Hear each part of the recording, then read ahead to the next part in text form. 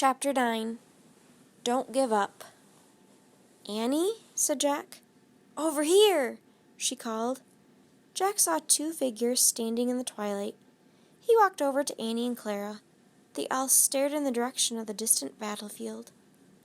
Bright lights flashed against the dark blue horizon, cannon shells exploding. "Every time you see a flash, you know a shell may have taken a life, or many lives," said Clara. "That's awful," said Annie. "Yes, it is," said Clara. "A whole world can vanish in that flash. All a young man's joys and sorrows, all his memories." "This is a cruel war," said Annie. "All wars are cruel," said Clara Barton. "People feel they must fight for causes they believe in, but they soon discover that war is not about glory and fame. It's about misery and terrible pain and sadness." "It makes me miss my mom and dad," said Annie. "It makes me really miss them." Annie sounded tired and homesick. Finally, she had lost her cheerfulness. "I think it's time for you two to go home," said Clara. Jack thought of all the wounded men who needed food and water and kindness and comfort. "No," Jack said, "we have to stay. We can't give up. That's on the list. Don't give up." Jack pulled out their list to show Clara Barton. "Ah, yes," she said, nodding. "I see one of my nurses has written down the things I often say. Let me add one more thing. Do not forget the ones who love you." Jack heaved a big sigh. He was homesick, too. "Can we keep the list?" he asked. "Of course," said Clara. "You don't have to work in a hospital to follow my words. They work in all of life, no matter where you go." "Thanks," said Jack. "My thanks to both of you," said Clara Barton. "You are great helpers." "You are a great teacher," said Annie. "Goodbye," said Clara Barton. "Be very careful going home." "We will," said Jack and Annie. "Bye."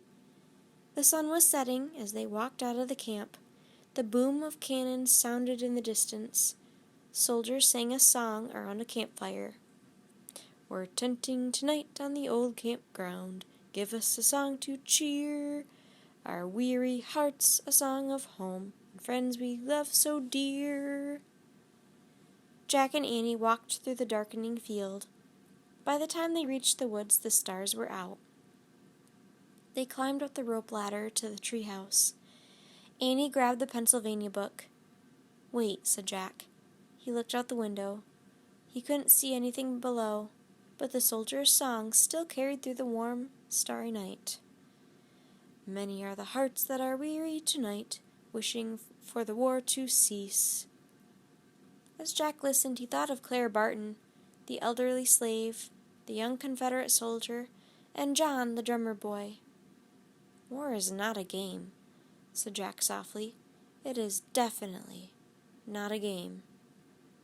Many are the hearts looking for the right to see the dawn of peace." The song ended. The cannon fire stopped. The night was quiet, except for the croaking of frogs. "Ready?" Annie whispered. "Ready," said Jack. "I really wish we could go home," Annie said, pointing to the picture of the Frog Creek woods.